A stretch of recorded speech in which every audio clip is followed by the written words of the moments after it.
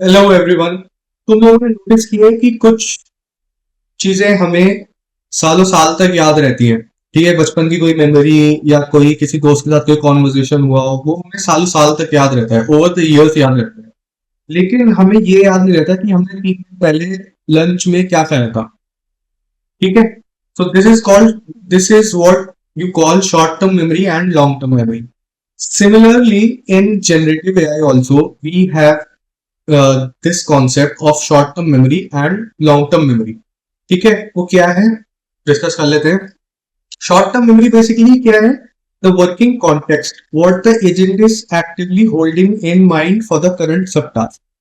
Basically जब तुम एक कॉन्वर्जेशनल बॉट से एक जब तुम कुछ क्वेरीज पूछते हो, ठीक है, तो जो उस कॉन्टेक्स्ट में उस टाइम पे उसके पास वो जो मेमोरी होल्ड कर रहा है वो उस कॉन्वर्जेशन के कॉन्टेक्स्ट के लिए, ठीक है, वो क्या है हमारी शॉर्ट टर्म मेमोरी। ठीक है। recent tool calls made up of recent tool calls, intermediate reasoning, conversation history, current subtask, context। ठीक है, करंट सबटास्क के लिए live inside the context window. ठीक है। और लॉन्ग टर्म मेमोरी क्या है? persisted outside the context window, it retrieved when relevant via retrieval or heuristics, made up of vector db, document store, relational database या structured memory, events, decisions, preference, retrieved on demand, not always loaded। Retrieve से तुम्हें समझ में आ गया होगा कि ये majorly कहाँ यूज होती है? रैग में, रिट्रीवल ऑगमेंटेड जनरेशन में। ठीक है, कि हम जो एक लेट्स से प्रोप्राइटरी डॉक्यूमेंट्स हैं उनको एम्बेडिंग्स की स्टोर में वेक्टर डीबीज में स्टोर कर देते हैं।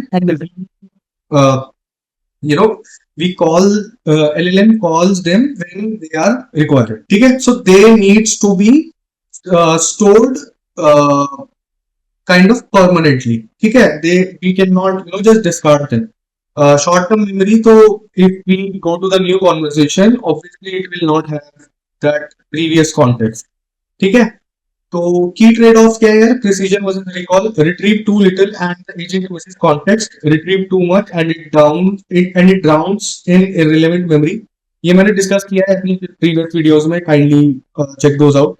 Storage and query cost. Long term memory adds infrastructure storage cost plus retrieval latency on every relevant query. ठीक है, क्योंकि शॉर्ट टर्म मेमोरी में यार हम एक थ्रेशोल्ड टाइम रख सकते हैं।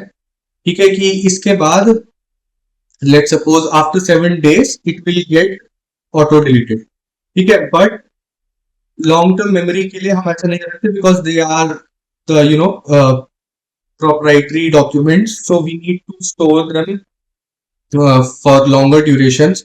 एंड उनको रिट्रीव करने के लिए हमको कंप्यूटेशन कॉस्ट रिक्वायर होती है, हेवी कंप्यूटेशन कॉस्ट रिक्वायर होती है। और उन्हें रिट्रीव करने के लिए लेटेंसी को भी हमें हैंडल करना पड़ता है।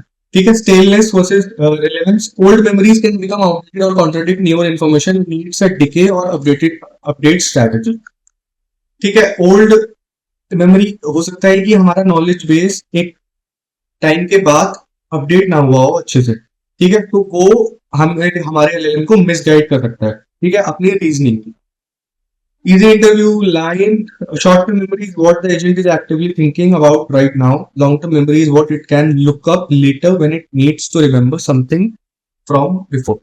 ठीक है, तो short-term memory is kind of soft memory and long-term memory is kind of hard memory that is persisted via vector DBs। Okay, so thank you all and stay tuned for more such videos.